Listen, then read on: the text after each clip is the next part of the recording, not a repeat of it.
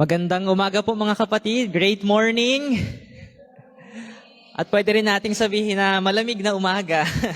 That's why, papatayin ko muna electric fan sapagkat ako ay lamigin. Ayan, so before we start with our preaching, I want us to conduct a spiritual activity. Ano po? And because this is spiritual, this will require faith. Kailangan po nito ng pananampalataya. We will declare 3 things before we start the preaching. Sabihin po natin sa ating mga sarili, I am already blessed. Tayo ay pinagpala na ng Panginoon. And then the second one, I am already anointed. Because the Holy Spirit dwells in us, for sure, we are anointed. And last, tell ourselves, because I am spiritually alive. Sige po, because I am spiritually alive, I can receive revelations from God. Ayan, dahil tayo po ay buhay spiritually, makakatanggap tayo ng mga kapahayagan mula sa Diyos. Not just information, because information informs, but revelation transforms. Amen? At yun po ang hihingi natin sa Panginoon ngayong umaga. Sige po, let's start and let's do this. Tayo daw pong mga Pilipino, admit it or not, mahilig tayo sa chismis. Totoo po ba? Parang napangiti tayo ha. Well, as Christians, hindi yung mga chismis na kinamumuhian ng Diyos ha, kagaya ng may kasamang kasinungalingan, paninirang puri, but yung mga chismis na balita, kung ano ang trending at nangyayari sa ating mga paligid.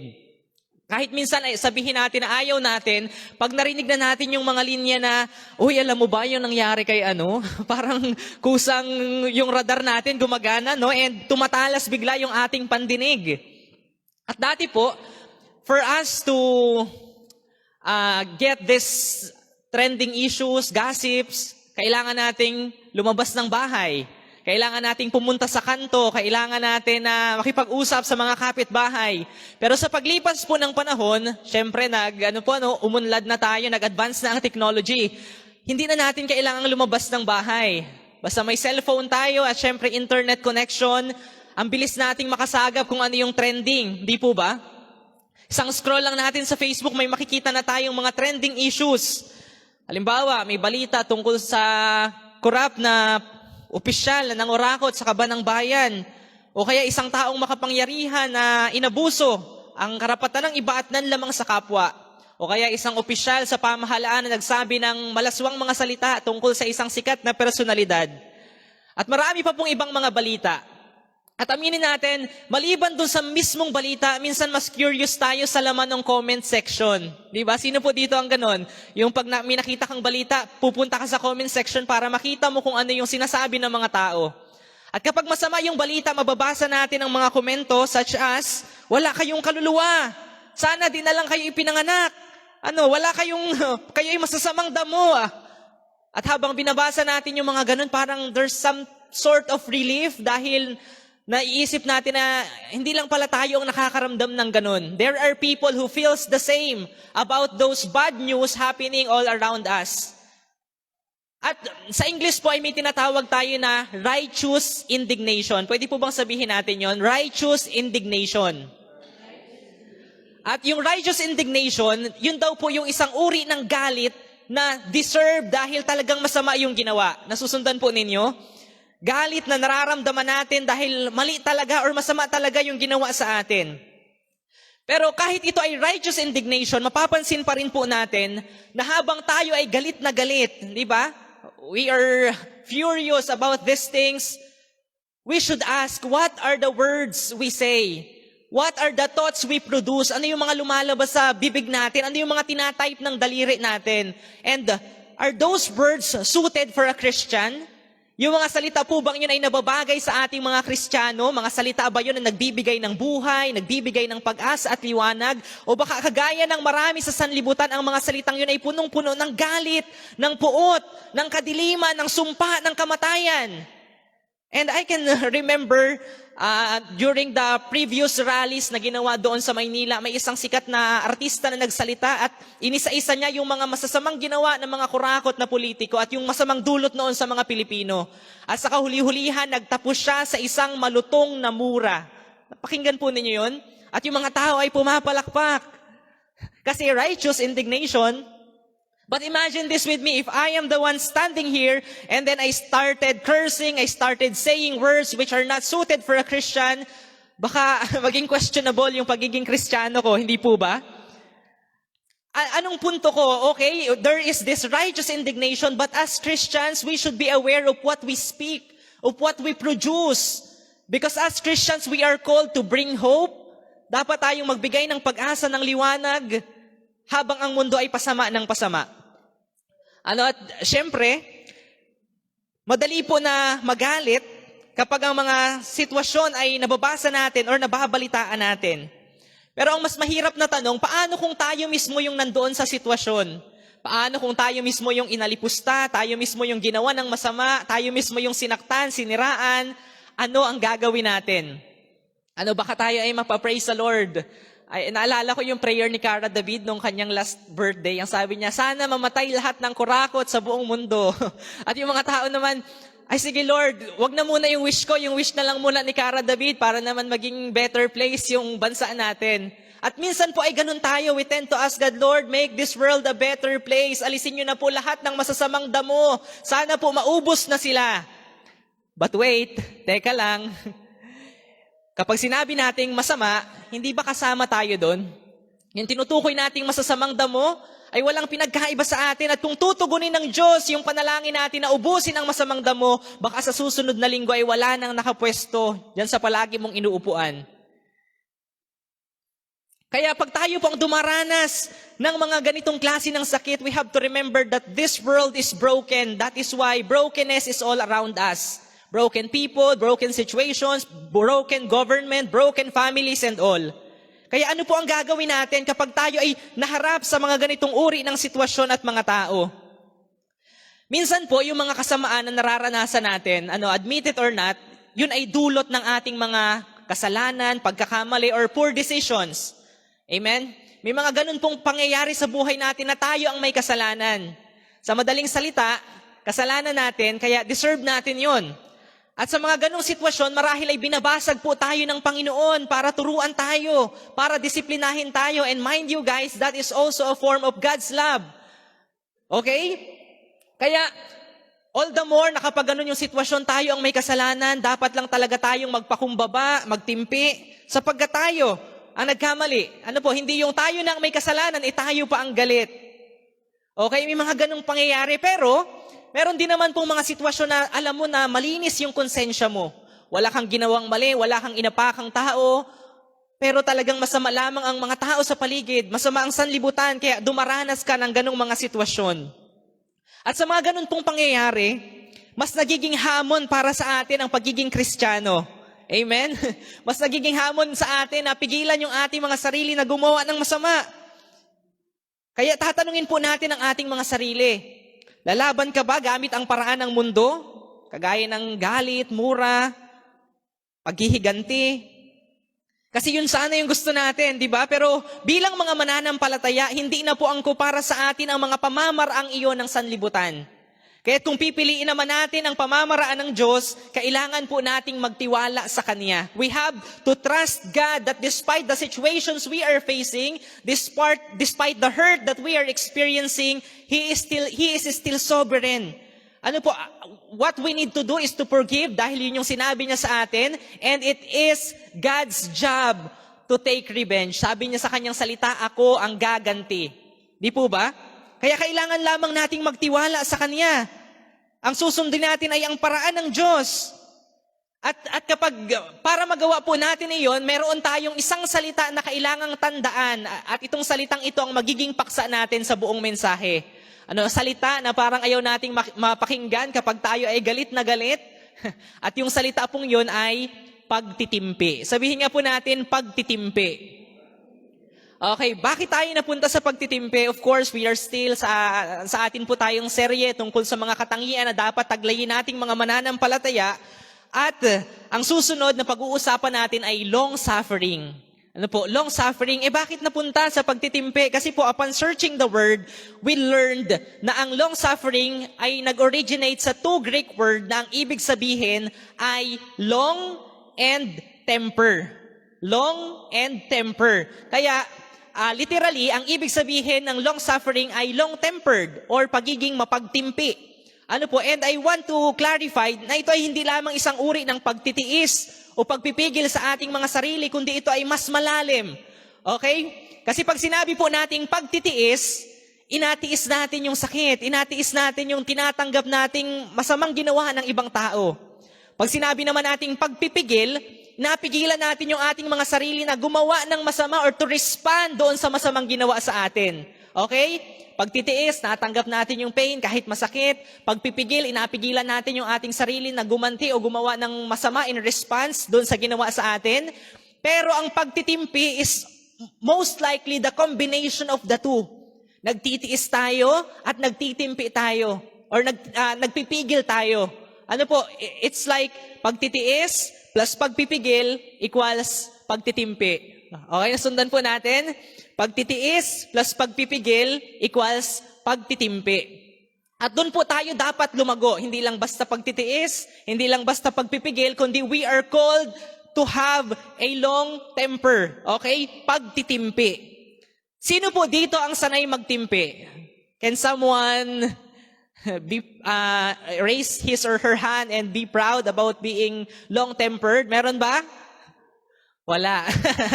At sino naman dito yung hindi na nagtitimpi? Yung tipong may mapakinggan ka lang masama, o kaya may magawa lang masama, sasabog ka na, magagalit ka na. Parang mas marami ang nakarelate doon sa second question. Dahil truth be told, hindi po ito madali mga kapatid. Amen? Mahirap magtimpi, lalo na po sa mga panahong gustong-gusto mo nang sumigaw. Mahirap magtimpi kapag puno na ang salop. Kaya nga may kasabihan, si Fernando po ba ang may sabi nun? Kapag puno na ang salop, dapat nang kalusin. Di ba? Kapag sobra na at pakiramdam mo, masyado ka ng dihado, masyado kang inaabuso at kinakawawa, yung kalooban mo ay parang may urge to do something, to take revenge.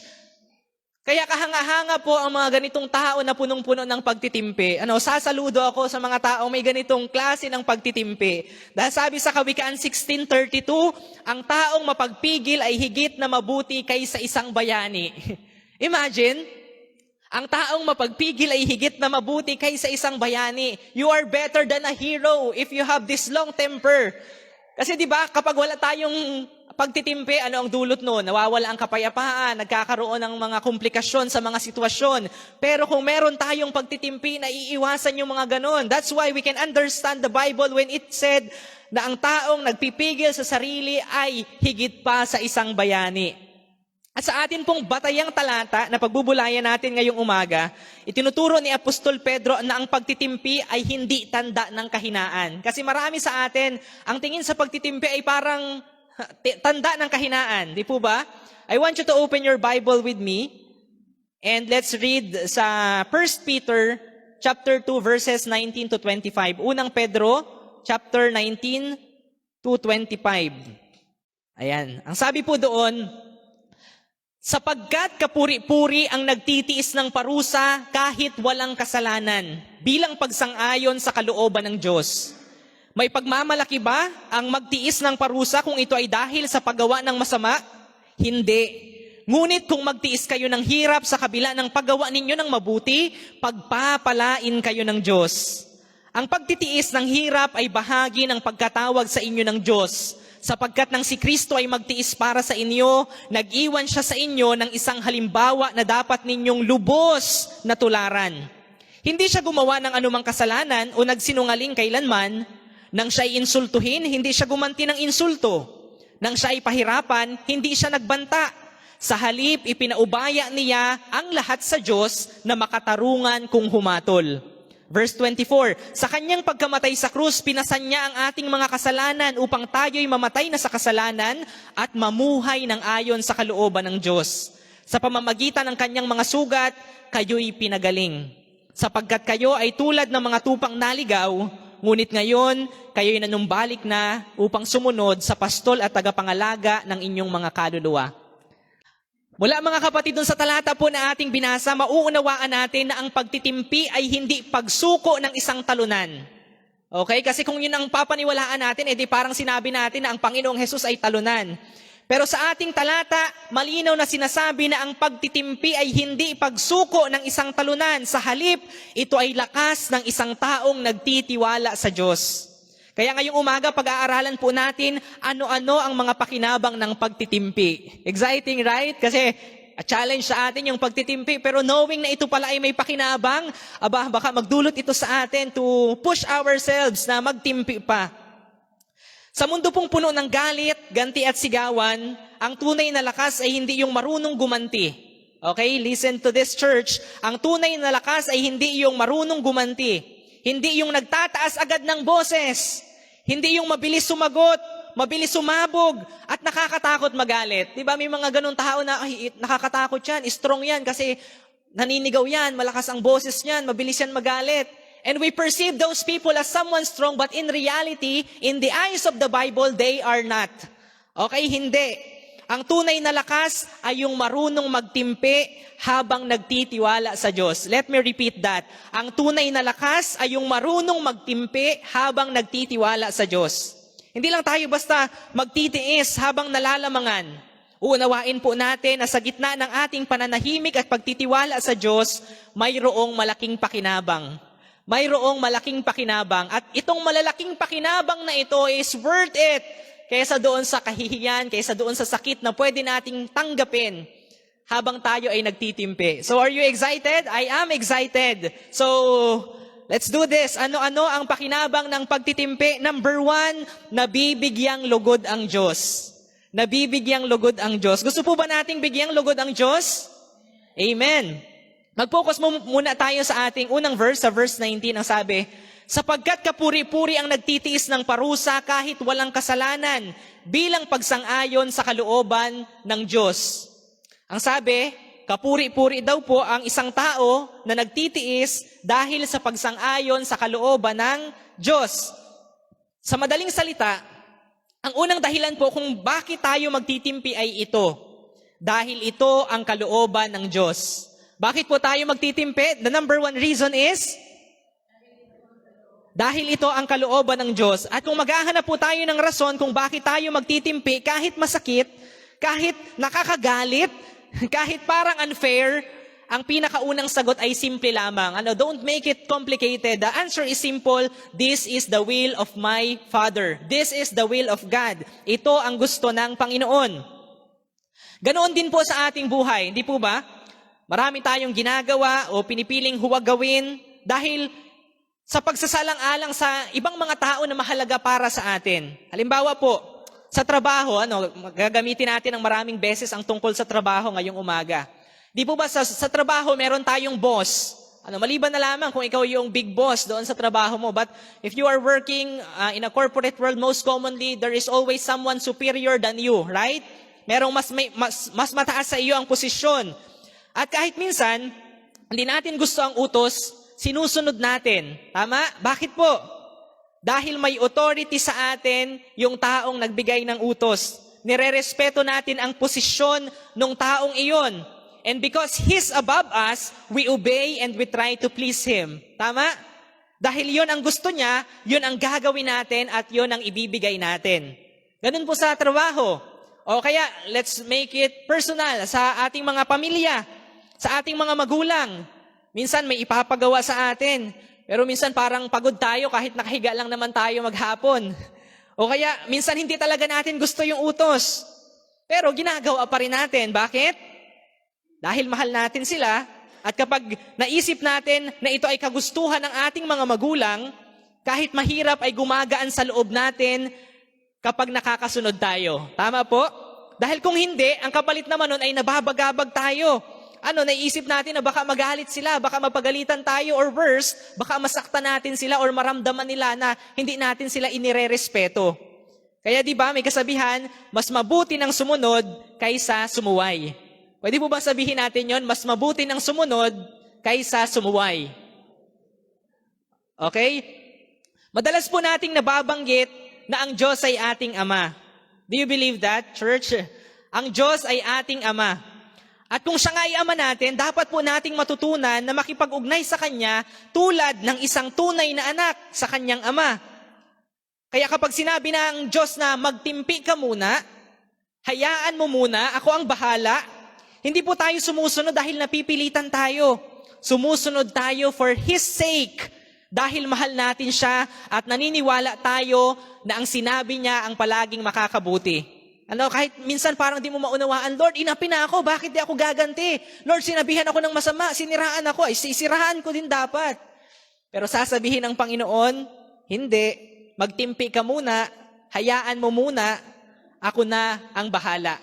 And when the Lord say that, our response is to obey and to follow. He knows better. Nagpapasakop tayo, hindi dahil mahina tayo, kundi dahil gusto nating malugod ang Diyos sa ating buhay. At makita niya na tayo ay nagtitiwala sa Kanya. Pero kung magpapakatotoo po tayo, alam natin na may mga tao na ayaw magtimpi. And I don't know, pero baka kahit sa iglesia, sa atin na mga nandirito ngayon, baka meron sa atin ang hindi pa marunong magtimpi. Ang iniisip nila, kapag hindi ako gumanti, iisipin ng mga tao na mahina ako. Familiar? Kapag hindi ako gumanti, iisipin ng mga tao na mahina ako. Tama ba? Lalo na po sa mga lalaki, sa mga kapwa ko lalaki dyan. Kapag may umapi sa iyo, kapag may nag-insulto sa iyo, kapag may nanghamak sa iyo, at minsan pa nga, kapag may tumingin lang sa iyo ng masama, abay parang may boses sa loob mo na nagsasabing, bumawi ka! Ipakita mong hindi ka pwedeng apihin. Matitikman nila ang ganti ng isang api. Parang aping-api ka na agad. Palaban yarn. Dahil para po sa tao, mahalaga ang dignidad. Nakakahiya kapag pinahiya ka sa harap ng iba. Sa harap ng mga tao, imagine, tapos pinahiya ka, hindi ba ang tendency ay parang lalaban ka. Nakakainit ng ulo kapag nilalamangan ka, hindi ba? Kaya minsan, madalas lumalaban po ang tao. Hindi dahil totoong malakas siya, kundi dahil may pride siyang ipinagtatanggol. Kaya tanong ko po sa atin ngayong umaga, kapag hindi tayo marunong magtimpi, totoo bang nananalo tayo? Kapag hindi tayo marunong magtimpi, totoo bang nananalo tayo? O baka habang hindi tayo nagtitimpi, ay patuloy tayong nasasaktan. Naranasan niyo na ba nung bata po kayo, nag-away kayo ng kapatid mo, sinuntok ka, sinuntok mo din, sinuntok ka ulit, sinuntok ka rin, at hindi papayag na yung isa ay siya ang mahuling masusuntok, gusto niya siya ang huling susuntok, at ganun din naman yung isa. Hanggang sa nasaktan na sila pareho ng nasaktan. Kaya ang tanong, pag hindi tayo nagtitimpi, totoo bang nananalo tayo? Sa atin pong talata ay sinabing, bilang pagsang-ayon sa kalooban ng Diyos. I want you to take note of that praise, bilang pagsang-ayon sa kalooban ng Diyos. Ibig sabihin, may nasa isip ang Diyos kung bakit niya po ipinapahintulot ang waring kaapihan o mga nakakagalit na sitwasyon. Hindi man natin maunawaan ang dahilan ng Diyos, kailangan po nating magtiwala na yung mga ipinapahintulot niya ay para sa ating ikakabuti. Dumating na po ba tayo sa antas ng ating pananampalataya na kahit yung mga nakakainis na sitwasyon ay iniisip natin na inalaw ng Panginoon para sa ating ikakabuti? Because the Bible said, everything that happens is always for the good of those who love Him. For the good of those who love Him. Para sa ating ikakabuti. Kaya bilang pagsang-ayon po sa Kanyang kalooban, kailangan nating magtimpi. Kung takot po tayo na magpatalo, ibig sabihin lamang po noon ay nakakalimutan natin na meron tayong backer. Kapag pinilit natin na tayo ang gaganti, tayo ang gagawa ng solusyon doon sa mga nakakagalit na sitwasyon at mga tao, tayo ang magpaparusa, parang sinasabi natin na mahina yung backer ko. Hindi kaya ng backer ko, kaya ako na lang. Pero kapag naunawaan natin na yung backer natin ay punong-puno ng katarungan, punong-puno ng hustisya, ng pagiging soberano, punong-puno ng kakayanan, hindi ba meron po tayong lahat ng dahilan para magtiwala sa Kanya sa halip na gumanti? Ano po ang sabi sa ating talata sa verse 23? Ipinaubaya niya ang lahat sa Diyos na makatarungan kung humatol. Ipinaubaya niya ang lahat sa Diyos. Bakit? Dahil kilala niya ang Diyos na makatarungan kung humatol. And I hope the same is true to each and every one of us. Ang Diyos na ating Ama ay makatarungan. Amen? Kung tayo nga na tao, nahahabag sa kapwa nating tao na inaabuso ng iba, ano pa kaya ang Diyos na ating Ama? Hindi ba siya Hindi ba siya gagawa ng nararapat para sa ikakabuti ng kanyang mga anak? Sasabihin ba ng ama sa kanyang anak, okay lang yan anak? Alam natin na ipagtatanggol tayo ng Diyos sa kanyang takdang panahon at sa kanyang pamamaraan. At kung ano man yung pamamaraan na yon, kailangan nating pagtiwalaan na iyon ang pinakamabuti. Sa ganito pong topic, pumapasok sa isip ko yung mga aso sa K9 units. Alam niyo po yung mga aso sa K9 units? Kung nakapanood na po kayo ng video, alam natin na ang mga asong ito ay well-trained at kumikilos lang sila at sumusunod kapag nag-utos yung kanilang handler o amo. Yung mga aso po na ginagamit sa pag-iimbestiga, sa paghahanap ng mga bagay-bagay kasi matalas yung kanilang pang-amoy. At alam natin na ang kalikasan ng mga aso o ng mga hayop, di ba? Wild yan, mangangagat yan, susugod yan. Pero itong mga mga aso na ito sa K9 units, meron silang kakaibang disiplina ng pagpipigil sa kanilang mga sarili na gagawin lang nila kung ano ang sinabi ng kanilang amo or handler. I am not comparing us to dogs, ha? Baka isipin natin ninyo, si brother, ginawa pa akong aso. Hindi po. My point is, kung yung mga aso nga na isang hayop, ay susundin yung, di ba ang mga aso, kung susundin yung kanyang sariling kalikasan, ano ang mangyayari? For sure, magulo. May masasaktan. Ang mga asong ito ay may lakas na mga gat o sumugod. Pero hindi niya ito ginagawa dahil hindi ito ang kalooban ng kanyang amo. Tayo din, minsan kaya nating gumanti. May resources tayo, may connection tayo, may strength tayo. Kaya natin. Pero hindi natin gagawin dahil hindi iyon ang kalooban ng ating amo, ng ating ama. Nagpapailalim po tayo sa kapangyarihan ng Diyos. Kaya tayo nagtitimpi.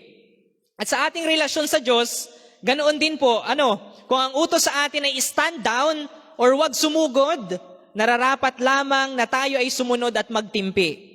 Kaya kung nararamdaman po natin ngayon na tayo ay mahina, kung tayo ay nagtitimpi, sabihin natin sa ating sarili, nagtitimpi ako, hindi dahil mahina ako, nagtitimpi ako dahil nagtitiwala ako sa Diyos. Okay, sa susunod na pagkakataon na masubok po ang inyong pagtitimpi, sabihin ninyo, nagtitimpi ako hindi dahil mahina ako, nagtitimpi ako dahil nagtitiwala ako sa Diyos. Ayos lamang magmukhang talunan sa mata ng mundo kung ang kapalit noon ay ngiti sa labi ng Panginoon ko. Amen? And that's the first benefit ng pagtitimpi. Ano nga po yung number 1? Nabibigyang lugod ang Diyos. Okay, number 2, natutupad ang layunin ng Diyos. Natutupad ang layunin ng Diyos. Ang sabi po sa talata natin sa verse 21, ang pagtitiis ng hirap ay bahagi ng pagkatawag sa inyo ng Diyos.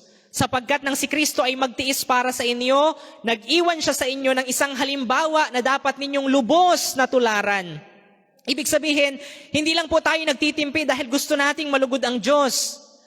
Ang pagtitimpi ay hindi lang po magandang ugali ng Kristiyano. Sa halip, bahagi po ito ng pagkatawag sa atin bilang mga anak ng Diyos.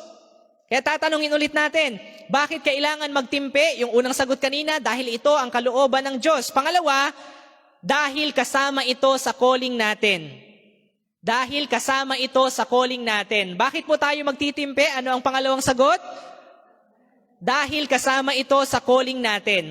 Nagtitimpi tayo dahil ito ay bahagi ng calling natin bilang mga anak ng Diyos. Kumbaga, part of the package. Hindi mo sasabing, okay Lord, kalooban mo na ako ay maging mabuting tao ako. Pero, pag may gumawa po sa akin ng masama, baka pwedeng alisin na yung pagtitimpi doon sa package.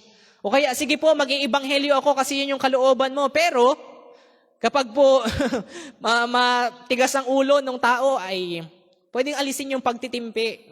Hindi po ganun, It's a whole package na kailangan nating tanggapin, kailangan nating isabuhay bilang mga mananampalataya. At para maunawaan po natin, iisipin natin yung isang bagay na familiar ulit sa atin. Babalik tayo sa halimbawa ng trabaho. Kapag nag-apply po tayo sa trabaho, may tinatawag tayo na job description. Familiar po kayo doon? Yun po yung dokumento na nagsasabi kung ano ang inaasahan sa iyo.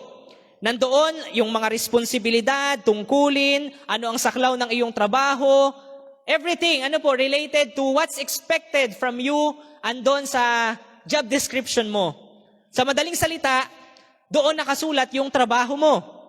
At hindi mo pwedeng sabihin sa boss mo na, ay boss, ayoko gawin yan. Hindi ko feel. Okay naman, boss, hindi ko kayang gawin yan dahil yung personality ko kasi ay ganito. Pwede bang yung company na lang ang mag-adjust para sa akin?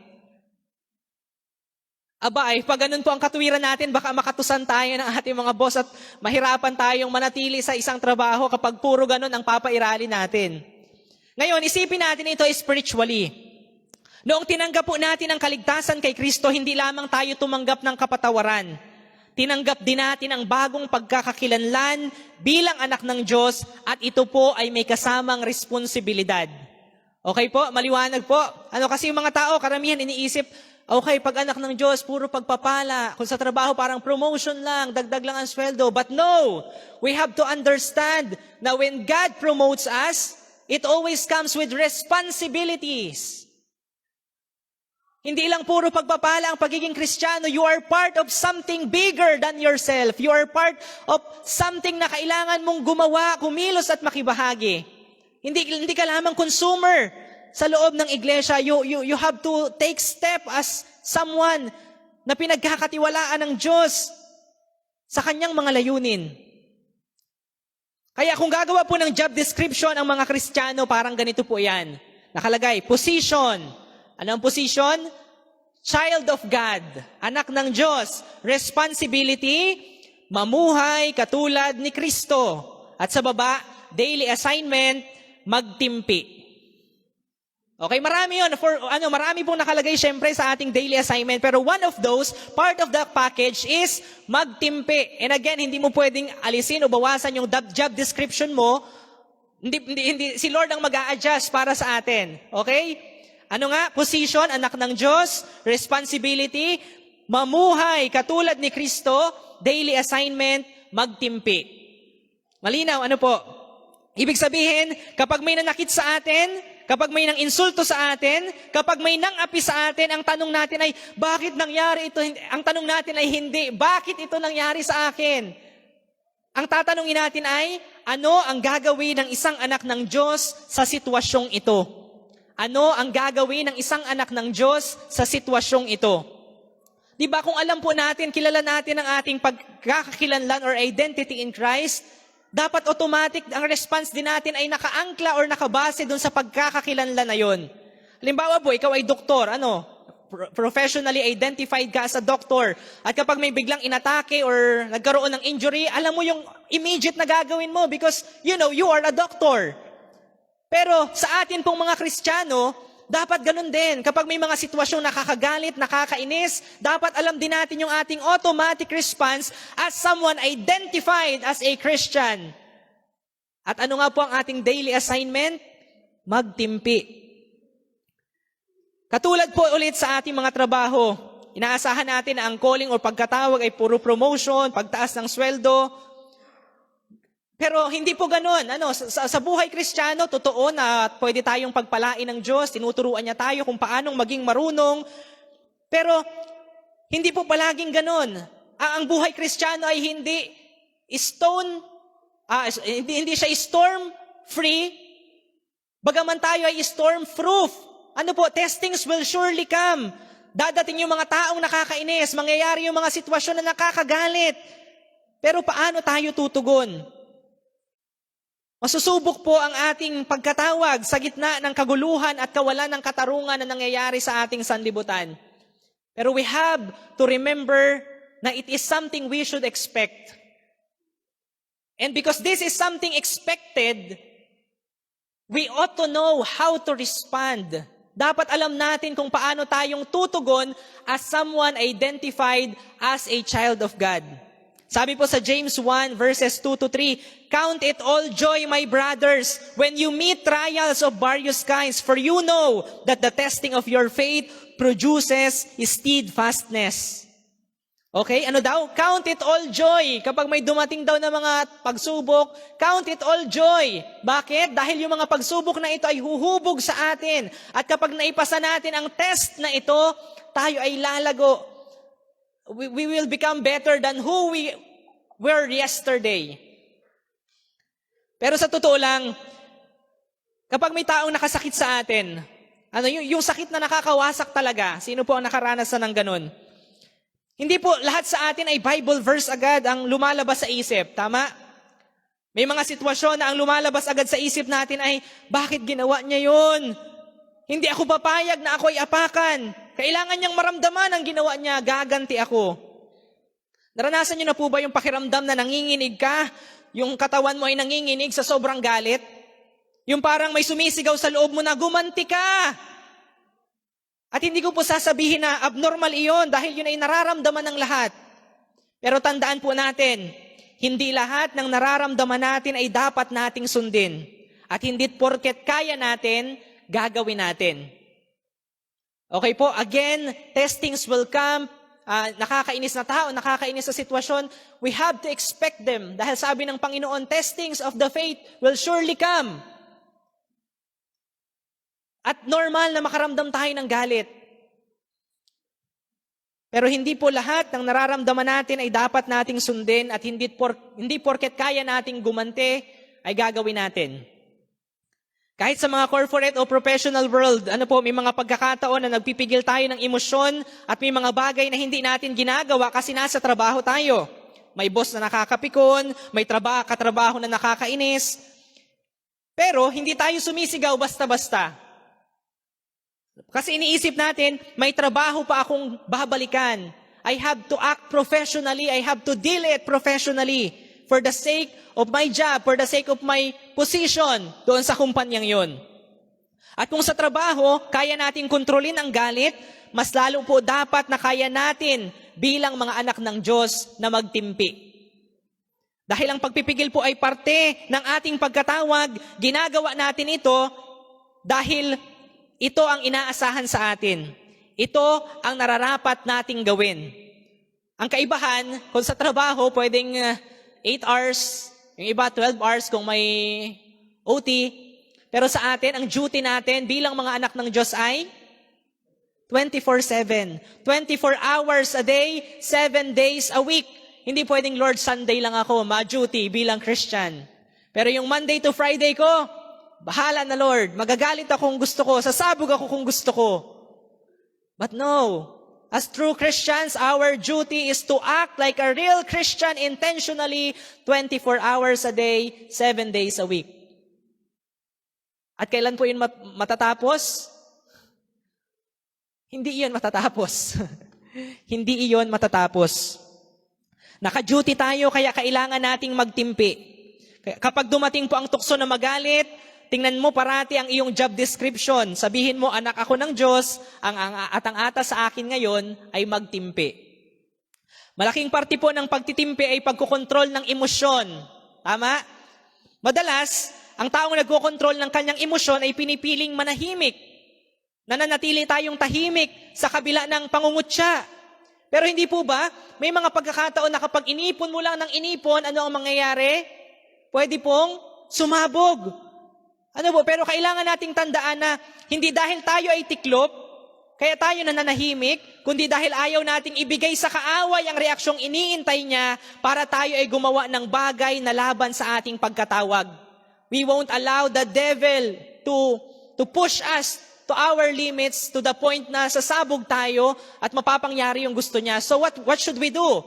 The illustration is the pressure cooker. Familiar with the pressure cooker? Paano po natin ina-release yung pressure? We do it, unti-unti, pasingaw. At sa ating mga Kristiyano, how do we do it? Through prayer. Ipapanalangin natin, ilalabas natin lahat sa Diyos, and that's our form of surrender. Hindi natin kailangang sumabog. Hindi natin kailangan lamang kimkimin ang lahat. We can surrender them all to God. We can give it all to God. And trusting na siya ang bahala sa atin. Siya ang bahala sa sitwasyon. At kapag nag-mature po tayo, marirealize natin na marami sa mga gustong manggalit sa atin ay naghahanap lang ng reaksyon or atensyon. Di ba may mga tao na yun lang talaga ang trip, gusto lang galitin ka. At kapag mature po tayo, hindi tayo lumalaban ng ngipin sa ngipin. Anong ibig sabihin? Ginawan ka ng masama, ginawan mo ng masama, binato ka ng bato, anong dapat gawin? Batuhin ng tinapay. Biro ng iba, nakalagay daw sa garapon. O kaya yung putok para... Hindi po ganun. Hindi tayo lalaban ng ngipin sa ngipin, kundi ang gagamitin natin ay pamamaraan ng Diyos. And what are those? Prayer, worship. We release everything to God and we allow Him to make us like Him. Make us more like Christ. Ang sabi po sa Kawikaan 29:11, ang taong hangal ay hindi makapagpigil ng kanyang galit. Ngunit ang taong marunong ay nakakapagpigil ng kanyang sarili. Kaya, we have to control our emotion and use our mind instead. Gamitin po natin ang ating isip dahil ang taong hangal ay hindi makapagpigil ng kanyang galit, ngunit ang taong marunong magpigil, ang taong marunong ay nakapagpipigil ng kanyang sarili. Sabi po yan sa Kawikaan 29:11. Ang pagtitimpi po ay hindi pagsuko sa laban, kundi paggamit ng isip para makita ang mas malaking plano ng Diyos. At may isang quote po sa libro na Art of War. Ganda nung title, Art of War. Sa Tagalog ay Sining ng Pakikipagdigma. At ang sabi po doon, the greatest victory is that which requires no battle. The greatest victory is that which requires no battle. Ang pinakamalaking panalo daw po ay kapag hindi tayo lumalaban. Ironic as it may sound, but that is the reality to us Christians. Sa atin, ang pinakamalaking panalo po ay kapag nanaig ang karakter ni Jesus sa atin at hindi tayo gumamit ng pamamaraan ng mundo. Kung hindi tayo lalaban ng direkta, ano ang gagawin natin? Sabi po ni Apostol Pablo sa 2 Korinto 10, verses 3-4, kung nabubuhay man kami sa mundong ito, hindi naman kami nakikipaglaban ayon sa pamamaraan ng mundong ito.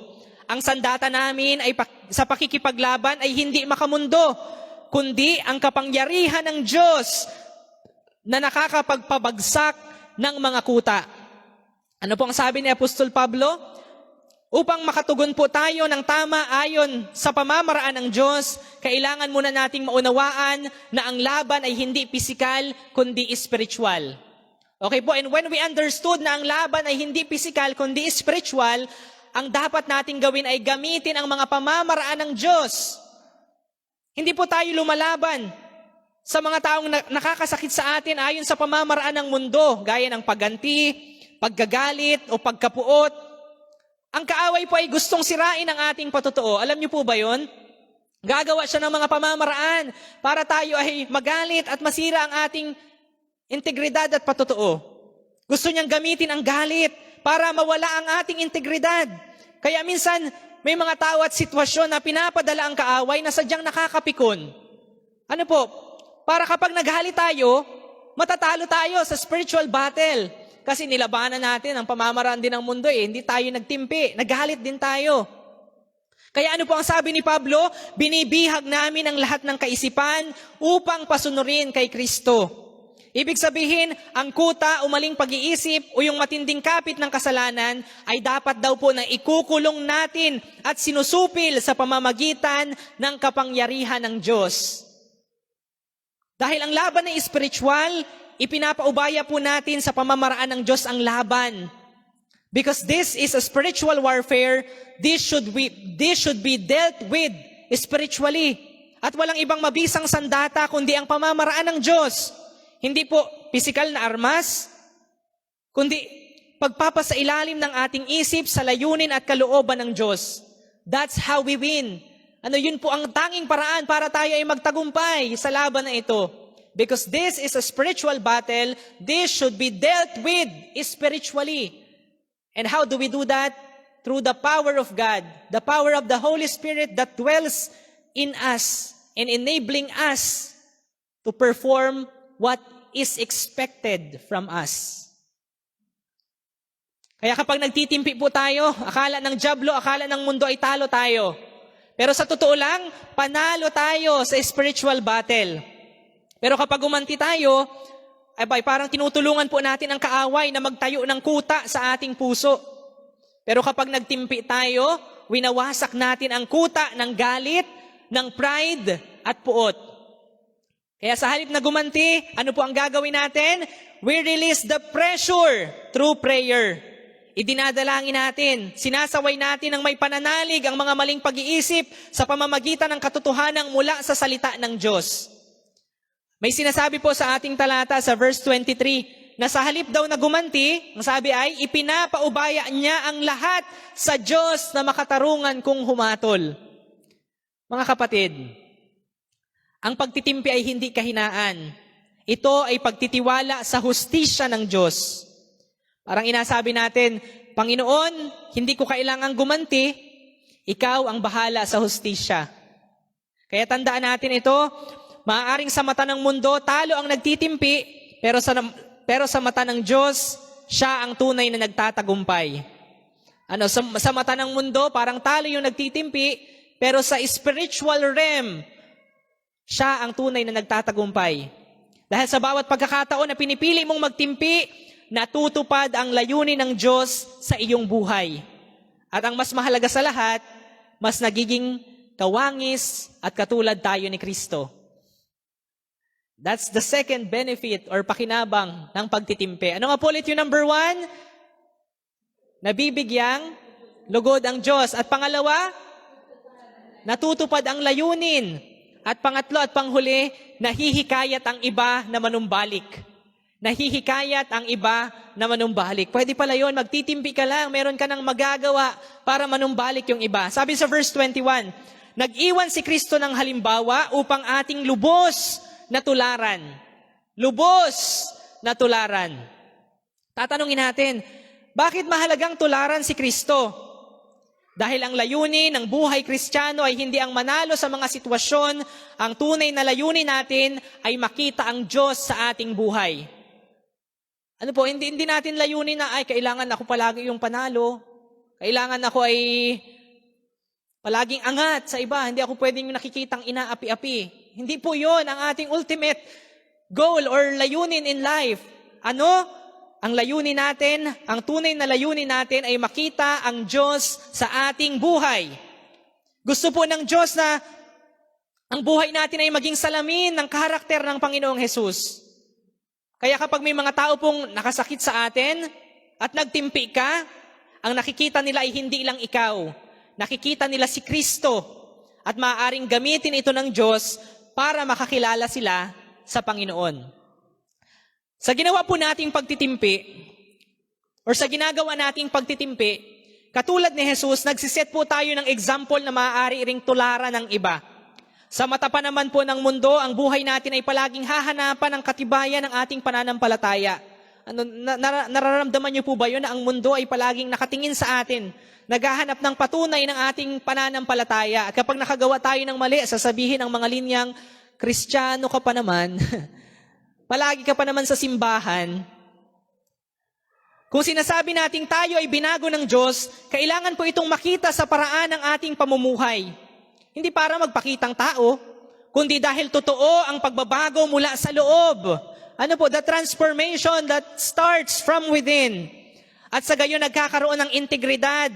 Ang sinasabi natin kapag nakikita ng mga tao ang pagkakaiba sa buhay natin or pagkakaiba sa buhay natin. Bakit po ba napakahirap magtimpi? Pwede bang tanungin mo yung katabi mo, bakit mahirap magtimpi? Dahil ang natural instinct po ng tao ay gumanti. Kapag sinaktan ka, gusto mong manakit din. Kapag ininsulto ka, gusto mong ibalik. Iyon po ang normal sa tao. But if we want to be Christ-like, si Jesus ang titingnan natin. Sabi sa verse 23, ininsulto siya, pero hindi siya gumanti. Pinahirapan siya, pero hindi siya nagbanta. Isipin ninyo yon. Ang Panginoon na walang kasalanan, siya pa ang sinaktan. Pero sa halip na gumanti, tinanggap niya ang sugat. Bakit? That's the big question. Bakit? At sinagot po yan sa verse 24, ang sabi, sa pamamagitan ng kanyang mga sugat, kayo'y pinagaling. Tatanungin natin, bakit tiniis lahat yun ni Jesus? Bakit siya nagtimpi? Kaya niya namang gumanti, kaya niya namang iligtas ang sarili niya. Bakit? The answer is found in verse 24. Si Jesus ay sinugatan at sa pamamagitan ng mga sugat na iyon, kayo'y pinagaling. Grabe ang katotohanan ito. Si Jesus sinugatan para tayo ay gumaling. Hindi niya ibinalik ang sakit sa atin. Ano ang ginawa niya? Inabsorb niya ito. Tinanggap niya ang kasalanan ng buong mundo. Tinanggap niya ang lahat ng insulto, lahat ng sakit, pagpapahirap, ang bawat hampas, ang mga pako, ang tinik, ang sibat. Bakit? Para tayo ay gumaling. Para tayo ay gumaling. Nagtimpi siya, di ba? Nagtiis. Tiniis niya lahat ng sakit. Nagpigil. Kaya niyang gumanti, hindi niya ginawa. Yun ay pagtitimpi. Bakit? Para tayo ay gumaling.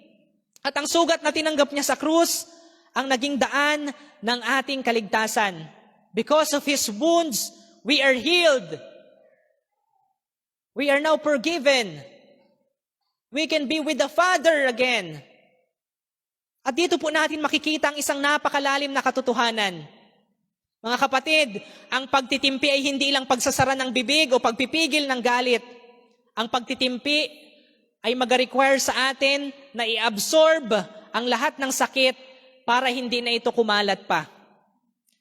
Bilang mga Kristiyano, ang pagtitimpi, darating ang panahon na mag-require ito sa atin na i-absorb ang lahat ng sakit para hindi na ito kumalat pa. And I hope this message will help us prepare for that day. Nahihingin sa atin na i-absorb ang lahat ng sakit para hindi na ito kumalat pa. Anong ibig kong sabihin? Ang mundo po natin ay punong-puno ng mga sugatang tao. Maraming nananakit dahil sila mismo ay nasaktan. Sila mismo ay sinaktan, sinasaktan, nasasaktan. At kapag may nagsalita sa iyo ng masama at gumanti ka, ano ang nangyayari? Nadadagdagan lang ang sugat ng mundo. Pero kapag nagtimpi ka, pinuputol mo ang cycle ng galit. Kasi sa mundo, okay, nasaktan ako, mananakit din ako. Pero when we are Christians, we will absorb the pain para matigil na yung cycle ng galit sa atin. Nagiging mature po tayo kapag hindi tayo bumabawi ng pananakit sa ginawa sa atin. Sa halip, tinutulungan po natin silang gumaling sa kanilang sugat. Sa halip na dagdagan ang kanilang sugat, pinipili mong maging daan patungo sa kanilang pagaling. Dahil tayo po ay namumuhay sa isang flawed body o katawang may kapintasan, aminin po natin na ang buhay na meron tayo ay somewhat broken. Lahat po tayo, we have our own brokenness in life. Ngunit bilang mga Kristiyano, hindi na po tayo dapat dumadagdag sa pagkabasag ng ibang tao. Sa halip, dapat maging bahagi po tayo ng kanilang paghilom. Kapag ikaw ay inapi at nagtimpi ka, hindi ka gumanti ng sugat sa sugat. Ano ang gagawin natin? Pinuputol natin ang cycle ng kasalanan. At iyong pagtitimpi ay lumilika ng isang healing environment. Ano po, bakit minsan may mga tahanan na wasak? Ano po, broken ang magulang, broken ang anak? Because it's a broken environment. But when we start to endure the pain, to absorb the pain and let it rest in us, and instead of giving it back to others, what we do is we release it through prayer, then the cycle will end, and then a safer environment, a healing environment will come to life. And imagine a home with that kind of environment. Imagine a community. Imagine a church with that kind of environment. It is such a better place indeed. Kapag nagtimpi ka, nagkakaroon ng pagkakataon ang taong nakasakit sa iyo na magtanong din, bakit hindi siya gumanti? Bakit iba ang reaksyon niya? Di ba kung kayo ay you are used to revenge, sanay kayong nagsasakitan, tapos biglang nakita niya, wait lang, parang si Tom and Jerry kayo, nasanay kayong nagbabardagulan, nagsasakitan, tapos biglang nakita ni Jerry na si Tom ay biglang bumait. Hindi ba siya ay magiging curious? Bakit hindi siya gumaganti? Bakit iba ang reaksyon niya? What's wrong with him? It's not the usual. At sa sandaling iyon, maaaring gamitin ng Diyos ang buhay mo para hawakan ang puso niya. Ang sugat na tinanggap mo ng may pagtitimpi ay maaaring maging gamot na magbubukas sa kanilang puso para magsisi. Hindi po ba ganito rin ang nangyari sa atin? Sabi sa verse 25, kayo ay tulad ng mga tupang naligaw, ngunit ngayon, kayo'y nanumbalik na sa pastol at tagapangalaga ng inyong mga kaluluwa. Tayo rin yung mga dating naliligaw. Tayo yung mga tupang nawawala. Lumayo tayo sa Diyos, namuhay tayo sa sarili nating paraan. Pero bakit tayo nandito? Bakit tayo nakabalik? Hindi ba dahil may isang tao na ginamit ang Diyos sa buhay natin, na sa gitna ng mundong puno ng galit, alitan, kasamaan, may isang kaibigan, isang kapamilya, isang kapatid sa pananampalataya o isang tao na nagpakita ng pag-ibig ni Kristo sa atin. Kahit tayo'y nakakainis, kahit tayo'y nagmamatigas, kahit tayo'y nanlalaban, umaayaw, nagmamarunong at nagmamalaki. At dahil doon, nakilala natin ang Panginoon. Nakita natin ang pag-ibig ng Diyos na inaalok ng walang bayad. At kung naniniwala tayo ang mga sugat na tiniis ng Panginoong Hesus ang nagpagaling sa atin, ano ang kailangan nating tiisin para paniwalaan din ng iba ang katotohanan ito? Again, as Christians, situation will require us to take the pain and absorb the pain painstakingly, but it is worth it. It is worth it. Ang problema po kasi akala parate ng mga tao ay pare-pareho lamang ang mga relihiyon. Kaya kahit anong piliin nila ay maliligtas sila. They think that all religions are the same. And wherever you belong, it's just the same. You can still be saved. Pero alam natin, we know that it is such a big lie. Yun ay isang malaking kalukuhan. Kasi kung totoo yun, hindi na natin kailangang mag-ibanghelyo mga kapatid. Kasi anyway, pwede naman pala silang maligtas one way or the other. Ang iba ilalaban pa. Have you encountered people or maybe family members, relatives na ilalaban pa? Sukdulang makipagdebate. Maipilit lamang ang kanilang mga alam at palalabasin na tayo pa ang masama. Kahit ang motibo naman natin ay dalisay. Pero kahit na ganoon, alalahanin natin na gaya natin dati. Sila yung mga tupa rin na naliligaw at kailangan maliwanagan. Baka kailangan lang nila ng magtitimpi sa kanila para maabot sila ng mabuting balita. Alam na po natin ang katotohanan. We know the truth. Dahil may basag ang ating pagkatao, walang anumang kakayanan, galing o mabubuting gawa natin ang magiging sapat na handog upang kumbinsihin ang Diyos na ihango tayo mula sa parusa ng kasalanan. We cannot come to God and boast our good works, our good deeds, and tell Him na, these are enough for me to be saved. No. Because we are broken and our very nature shouts that we are all sinners, we cannot be with God. Hindi natin makakasama ang Diyos. Our good works will never be sufficient for us to be saved. Ang ating best ay hindi kailanman maaabot ang perfect standard ng Diyos. Even the best that we can do, the best that we ever have, those are not enough to reach the perfect standard of the Lord. Kailangan may umako ng responsibilidad. There has to be someone to take all the pain. And there has to be someone who is truly perfect, truly holy, and truly obedient to God. Isang individual na tunay na banal, tunay na sumunod sa lahat ng kalooban ng Diyos, tunay na perpekto. Siya lamang ang karapat dapat na maging daan upang tayo ay makabalik sa Diyos. Wala nang iba. And that person is none other than Jesus. Wala nang iba pang paraan para maligtas at wala na ring ibang tagapagligtas. Wala nang iba pa sa buong mundo ang pwedeng maasahan para sa kaligtasan. Not religions, hindi relihiyon, not our good works, not ourselves. Si Kristo lamang. Do you agree? Pwede po bang pumalakpak ang mga naniniwala doon? Now, okay, thank you. Pumalakpak tayo. We agree, we believe in that. At kung nauunawaan natin ito, praise God. Paano naman ang ibang patuloy na binubulag ng kasalanan? How about them? How about the people who are still blinded by this world, by the enemy? Paano naman sila? Paano yung mga nananatiling naliligaw malibang ating pagtimpian, malibang ating pagtiyagaan, malibang ating pagtiisan? Sabi po sa Juan 8:12b, ako ang ilaw ng sanlibutan. Ang sumusunod sa akin ay magkakaroon ng ilaw sa kanyang buhay at hindi nalalakad sa kadiliman. Diba? What a wonderful promise. It's as if we are looking at the mirror right now.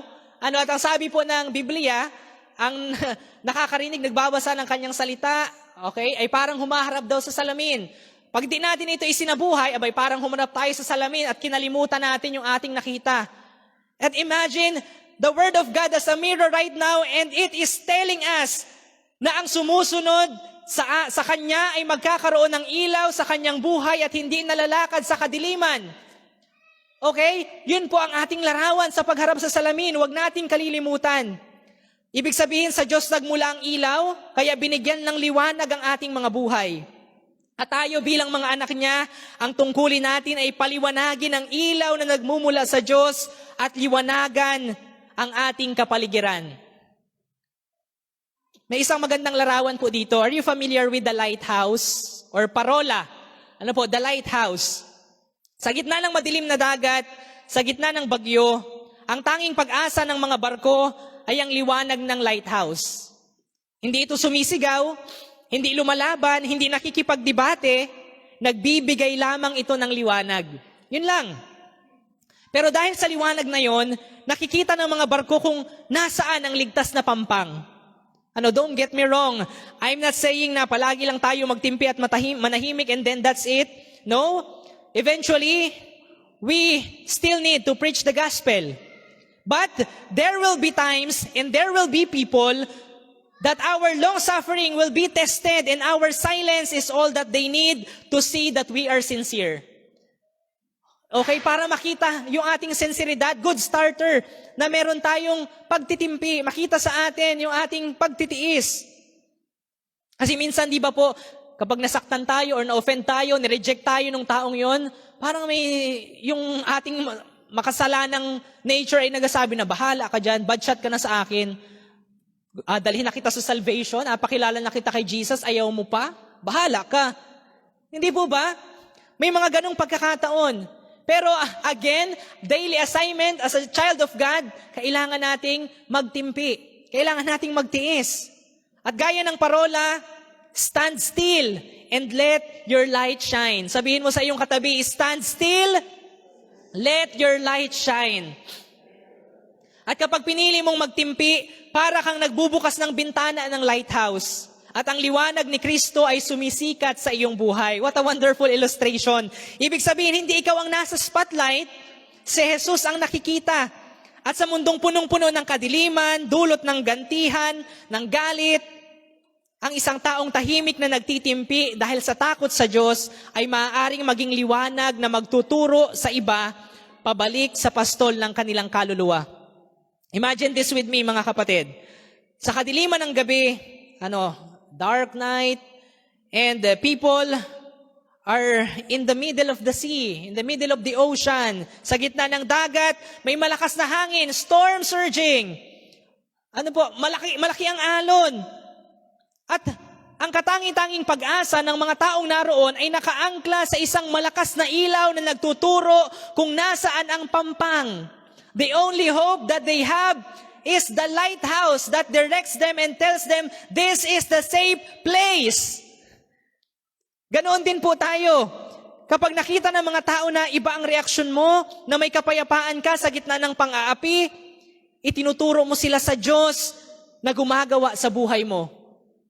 Ang iyong pagtitimpi, ang instrumento na maaaring gamitin ng Diyos para ang kapwa mo naman ang manumbalik sa Kanya. And if you are a lighthouse and you see people na napapahamak, nalulunod, mga tao na walang pag-asa, hindi ka ba magliliwanag para sa kanila? O kung nakita mo yung tao na nandun sa riles at paparating ang isang mabilis na tren, hindi ka ba sisigaw? ang iyong pagtitimpi, ang instrumento na maaaring gamitin ng Diyos para ang kapwa mo naman ang manumbalik sa Kanya. Matatagpuan nila ang pampang. Matatagpuan nila ang pampang. Maliligtas sila mula sa kadiliman ng kanilang buhay at mamumuhay sa kaluwalhatian ng walang hanggang buhay kasama ang Panginoon.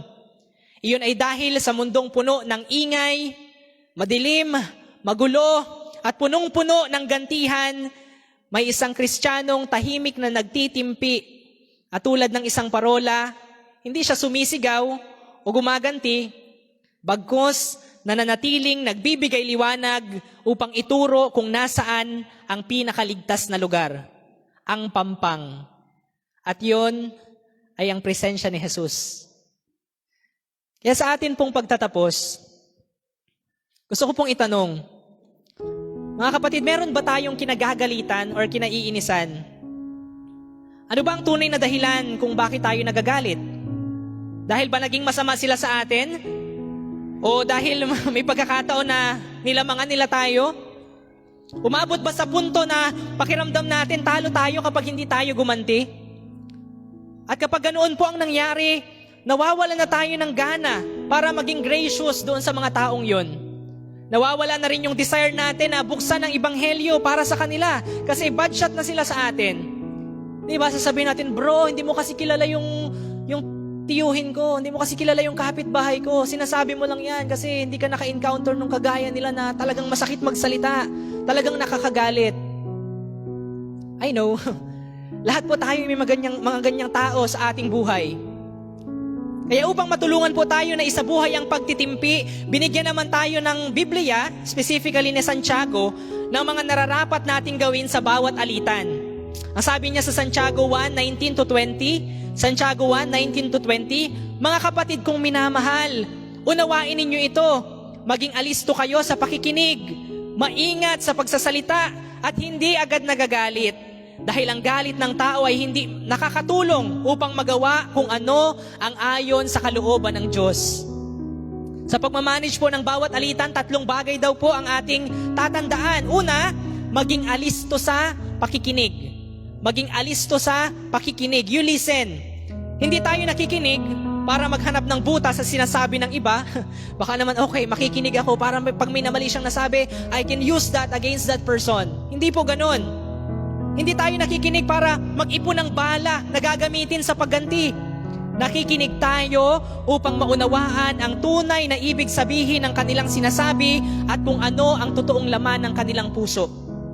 Nagiging wise po tayo kapag sinusuri muna natin yung sinasabi ng tao bago tayo mag-react o magsalita.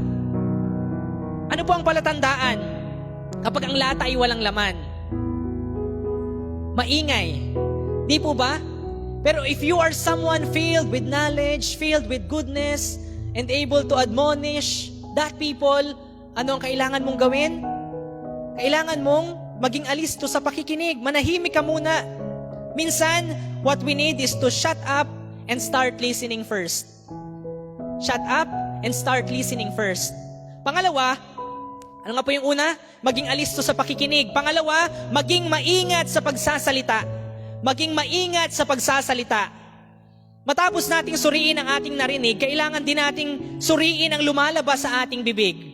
Minsan naman okay na uunawaan ko, pero dahil hindi ka maingat, pasmado yung bibig mo, nasabi mo ay hindi dapat. Tanungin natin ang ating sarili, makadiyos pa ba ang aking mga salita? Makadiyos pa ba ang aking mga salita? Kasi madali lamang po magsalita ng masakit, tama? Ang dali-daling magsalita ng masakit. Madali lamang magbitaw ng galit. Pero kadalasan, ang bunga nito ay pagkasira ng relasyon at sugat sa puso ng iba na aabutin ng ilang panahon bago maghilom. We know people na ilang taon nang hindi nag-uusap dahil nagkasagutan lamang, nagawa ng nasabihan ng isa yung isa. And those people are usually people who are related to each other. Magkapatid, pamilya, magkamag-anak. Sa kabilang banda po, mahirap ang magtimpi pero mabuti naman ang ibinubunga nito. Kapag binantayan po natin ang ating mga sinasabi, nagpapakita po tayo ng kontrol sa ating mga sarili. Hindi tayo basta-basta sa ating pananalita. At kapag nangyari yon, umaani po tayo ng respeto mula sa ating kapwa. Nakikita nila na hindi natin kailangan manira ng iba para tayo ang maitanghal. Sa halip, ipinapakita natin ang ating paglago sa pamamagitan ng pag-unawa, hindi ng pagganti o pagsasalita ng masama. Maging maingat tayo sa ating pagsasalita. At pangatlo, hindi agad nagagalit. Yung mga may anger issues.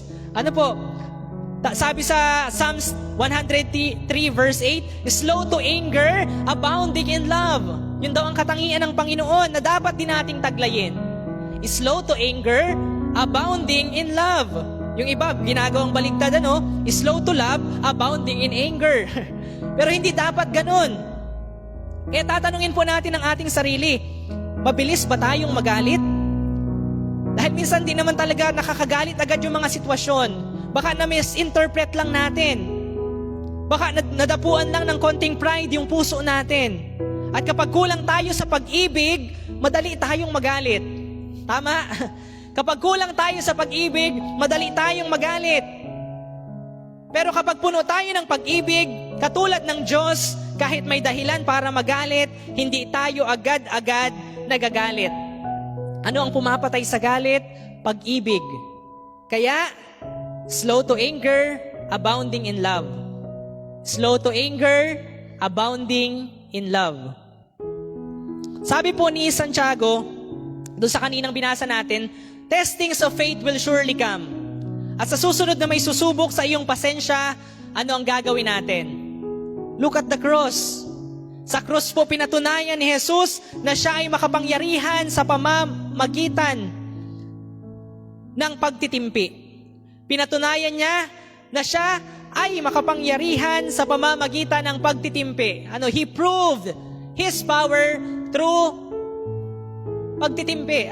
Patience, long temper. Di ba nung siya po ay naandun sa krus, dinanas niya na ang lahat ng hirap at ang mga tao ay nagsasabing, kung ikaw ay anak ng Diyos, bumaba ka riyan. Kung ikaw ay anak ng Diyos, tulungan mo ang iyong sarili, bumaba ka riyan.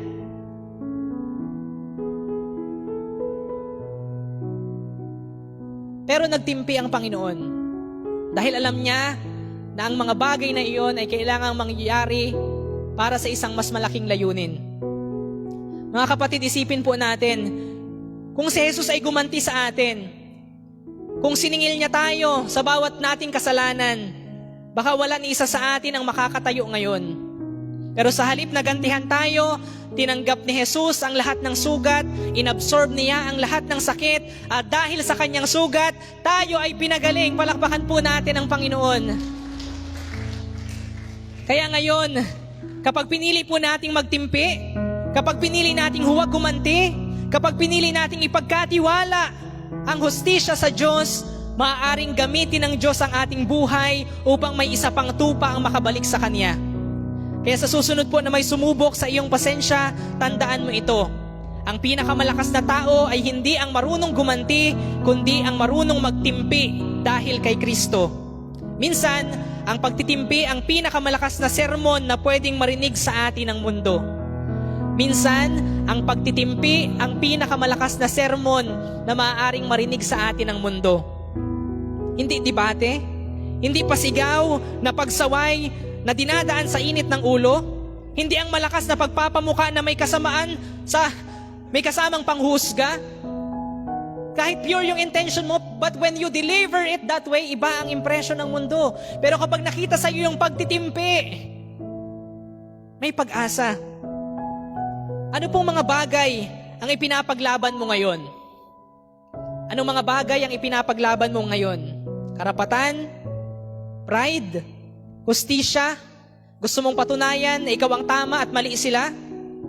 Ang ipakita na malakas ka? O baka gusto mo lang iparamdam din yung sakit na idinulot nila? Pero kapatid, baka ang laban na pinipilit nating ipanalo ngayon ay laban na gusto ng Diyos na ipagkatiwala na lang natin sa Kanya. Kapag umanti ka, maaaring manalo ka sa laban. That's a possibility. Lalo kung strong ka, may connection ka, may resources ka, pwede kang manalo sa laban. Pero kapag nagtimpi ka dahil kay Kristo, Sabi sa ating mga puntos, nalulugod ang Diyos, napapangyari ang kanyang layunin, at maaaring may isang kaluluwang manumbalik, magsisi at maligtas. Dahil sa buhay Kristiyano, ang totoong panalo sa laban ay yung may sapat na tapang at pananampalataya para sumuko. Sa buhay Kristiyano, ang totoong panalo sa laban ay yung may sapat na tapang at pananampalataya para sumuko. It is only in the Christian life that we win when we surrender. It is only in the Christian life that we win when we surrender. Pwede po bang magsitayo tayong lahat? Can we all stand up? And as Christians, bilang mga Kristiyano, haharap po tayo sa salamin. Sabi po, ang Biblia daw ay salamin. At kung ano man ang makita natin sa salamin, hindi dapat natin yung kalimutan. At ang salaming ito ay nagsasabi sa atin that in Christ, I am a new creation. Pwede po bang sabihin mo yun sa iyong sarili? I am a new creation. Kaya bilang mga Kristiyano, dapat naiiba na ang ating mga reaksyon sa mga sitwasyon. Hindi na tayo ordinaryong tao lamang, tayo ay binago na. Kaya ang kilos at pananalita natin dapat ay katulad na ng kay Jesus. Nasusukat po ang ating karakter sa kung paano natin pinipigil ang ating galit. Nagagalit tayo, oo, pero iniingatan natin na hindi tayo magkasala. Agad nating pinapawi ang ating galit sa biyaya at kapangyarihan ng Diyos, hindi sa ating sariling lakas, kundi sa tulong ng banal na Espiritu na nagbibigay sa atin ng kakayanan para maisabuhay ito. Kaya ang tanong sa ating lahat ngayong umaga, gusto mo bang maging kawangis ni Jesus? At kung ang sagot mo ay oo, I invite you to place your hand at your chest or in your chest sa tapat ng iyong dibdib. At hingin natin na tulungan niya tayong matuto na lumago sa pagtitimpi. At magsisimula tayo sa pagsasabi ng I can't. Hindi namin kaya, Panginoon. We really can't do this. Kami po ay makasalanan. Kami ay broken. Kami ay nasa katawang lupa na puno ng pride, puno ng galit at ang nais ay maghiganti. So in humility, we come to you and we are saying we cannot. Hindi po namin kaya, Panginoon. We humble ourselves before you, God, and even if we want to, alam namin na hindi po namin kaya sa aming sariling lakas, sa aming sariling kakayanan, sa aming sariling kaya. That's why we proceed to the second thing and we say, only Jesus can. Ikaw lamang, Panginoong Jesus, ang may kakayanan na gawin ito.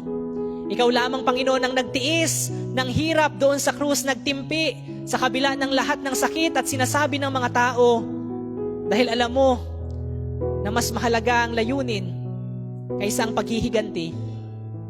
Kaya, Panginoon, dalangin po namin na turuan mo kami na maging kawangis ng aming Panginoong Jesus. Turuan mo kami na magkaroon ng mahabang pasensya. Turuan mo kami na magtiis. Turuan mo kami na magpigil. Turuan mo kami na magpatawad. Turuan mo kami na magtimpi, aming Panginoon. Because we believe that only Jesus can, we proceed to the third thing. And we say, in Jesus, we now can. Dahil kami nakipag-isa na sa Panginoong Jesus, we are a new creation.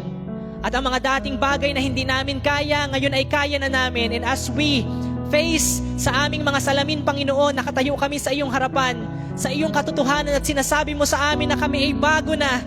At sa pamamagitan ng kapangyarihan ng Panginoong Jesus, na napatunayan sa kanyang tagumpay doon sa krus ng Kalbaryo dahil sa kanyang pagtitimpi, pagtitiis, pagbabata ng lahat ng sakit, pag-absorb ng lahat ng pighati. Kami ay nagtagumpay na kasama niya. Kami ay namatay na kasama niya. Kami ay nabubuhay na kasama niya. At sa pamamagitan ng kanyang kapangyarihan, kaya na namin, Panginoon. We can't. Only Jesus can. And in Jesus, kaya na namin. Kaya, Panginoon, sa pagtatapos ng mensaheng ito, sa paglabas namin sa bahay-sambahan na ito mamaya, sa pagbalik namin sa kanya-kanya naming mga buhay, sabi mo, we expect the testings of our faith. Aasahan na namin na may mga tao, may mga sitwasyon na nakakagalit, nakakainis, susubok sa aming pasensya at pagtitimpi. Pero ipaalala mo sa amin kung sino kami. Ipaalala mo sa amin kung ano ang nakita namin sa pagharap namin sa aming mga salamin ngayong umaga. Huwag namin kalimutan kung ano kami dahil sa iyo. At dahil doon, alam namin na kami ay mananagumpay. Alam namin na kami ay makakalakad sa iyong kabanalan, makakalakad sa iyong wangis, makakalakad sa iyong halimbawa. At kami ay nagagalak, Panginoon, na pwede itong mangyari sa amin. Kaya Panginoon, ang pagtitimpi nawa namin ay magdala para sa mga tao na makilala ka. Ang pagtitimpi namin ay magdala para maisaayos ang mga sirang relasyon. Ang pagtitimpi namin ay magdala para maitanghal ka at makilala ka ng sanlibutan at mga taong nagmamasid sa amin at masabi nila that something has really changed in us. Something special, something extraordinary, something na hindi kaya ng tao. At sa pamamagitan nun, makikilala nila na meron kaming isang tunay na Diyos na buhay who is able and willing to transform us and to make us like Him. So Lord, we give you thanks, we give you all the honor and glory, we praise you, and we lift your name high, for you are so good, you are so gracious, you are so faithful. Lahat ng ito, Panginoon, ay aming masayang tinatanggap sa nag-iisang pangalan po ng aming Panginoong Jesus, na aming Diyos at tagapagligtas. And the people of God will shout, Amen and Amen. Purihin po natin ang Panginoon. Tayo po ay tumugon sa awit.